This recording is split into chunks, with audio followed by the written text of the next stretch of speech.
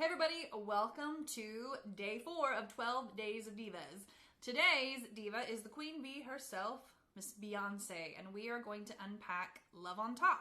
Now I'm going to veer off of the course of the past few days with this one, and we're going to skip the vowel shapes for today because I think there are a couple of other things that are more valuable to give you that Beyoncé does that are really helpful things inside pop rock. The first thing is how she starts the sound.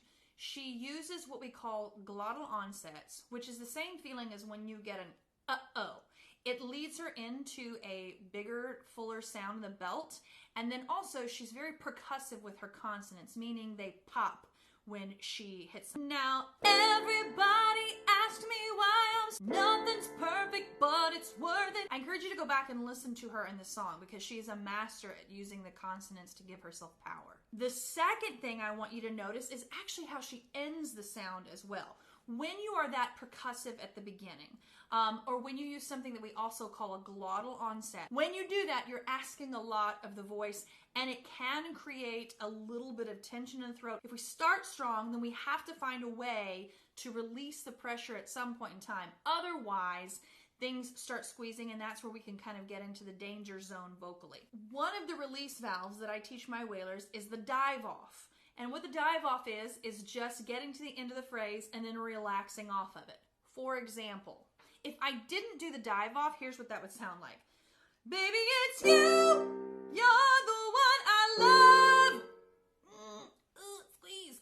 But with the dive off, I get a second to relax before I come into the next phrase. For example, baby, it's you! You're the one I love! You're the one I need! Part 3 is the part that everybody is always the most interested in unpacking on this song, which is that multiple crazy key change ending. I believe the key to the key change, pun intended, is all wrapped up in the word need and how we form that word, particularly in reference to where the back of your tongue is. So say the word yuck. Notice that when you do that, the back of your tongue, called the dorsum, is pushed up against your molars. Yuck. That's where you want to be when you sing the word need. If you'll recall from our Jolene lesson with Dolly Parton, one of the things that we talked about was that the high part of Jolene, Jolene, Jolene, Jolene, Jolene, needed to be here and forward.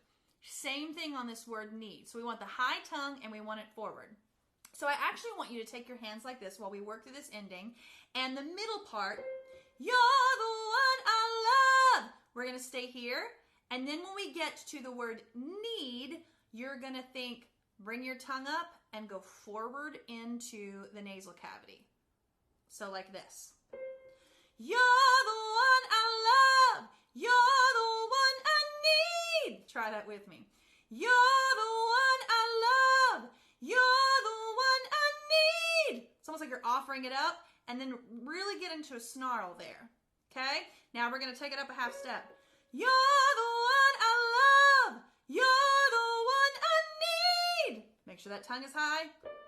You're the one I love. You're the one I need. On the last one that goes to the G, you want to actually let the tongue drop because on that one, Beyoncé switches into what we consider to be our head register.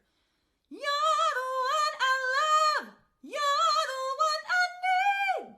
There are lots of things that we could draw upon for Beyoncé's bonus feature, but obviously one of the things that she's the absolute best at is riffs. She often uses the pentatonic scale inside her songs. Listen to this phrase. I'm going to take it slow so you can hear the scale. Now everybody ask me why I'm smiling now from ear to ear, but I know. Now if you do that in reverse, that is what we call the pentatonic scale.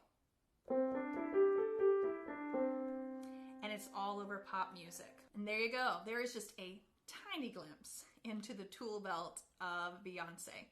I'll see you tomorrow for our next diva.